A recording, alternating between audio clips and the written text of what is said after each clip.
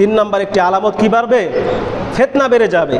ফিতনাটা এমন হয়ে গেছে, ভাই ভাই ফিতনা আছে না, ভাই ভাইয়ের ভিতরে দ্বন্দ্ব, একটা বিষয় নিয়ে দুজনের ভিতরে ফিতনা লেগে গেছে, লেগে তাদের ভিতরে দ্বন্দ্ব, বাপ ছেলের ভিতরে দ্বন্দ্ব, ফিতনা, স্বামী স্ত্রীর ভিতরে ফিতনা আছে না, সব জায়গায় শুধু ফিতনা আর ফিতনা। পৃথিবীর আনাচে কানাচে যেখানেই তাকান না কেন সব জায়গায় ফিতনা আছে না।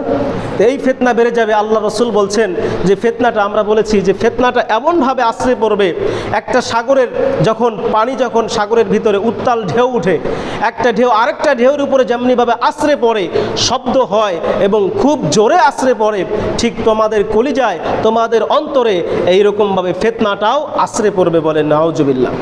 এজন্য আল্লাহ রসুল সাল্লাল্লাহু আলাইহি ওয়াসাল্লাম তিনি সব সময় এই দোয়া করতেন, আল্লাহুম্মা ইন্না নাউযু বিকা মিনাল ফিতানি মা যহরা মিনহা ওয়া মা বাতন।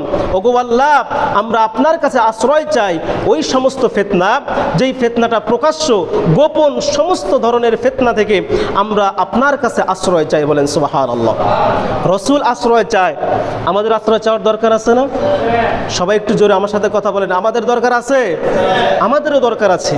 কেননা আল্লাহ রসুলের কাছে তো ফিতনা ভিড়তেও পারবে না, তিনি তো নবী, তিনি তো রসুল, কিন্তু তিনি শিক্ষা দিয়েছেন, সাহাবীদেরকে শিক্ষা দিয়েছেন, ও আমার সাহাবীরা শোনো, ফিতনা তোমাদের কলিজায় এভাবে আশ্রয় পড়বে, সুতরাং তোমরা এই দোয়াটা বেশি বেশি করে পড়বা। তো আমাদেরও এই দোয়াটা বেশি বেশি করার দরকার আছে না? আমরা প্রায় সময় এই দোয়াটা পড়ব, আল্লাহর কাছে আশ্রয় চাইব, যখন নামাজ পড়ব, নামাজের পরে হোক, অন্য সময় হোক, যে সময় পাই না কেন ওই সময়গুলোতে আমরা আল্লাহর কাছে আশ্রয় চাইব, আল্লাহ আমাদের এই সমস্ত ফিতনা থেকে আমাদেরকে হেফাজত করুন।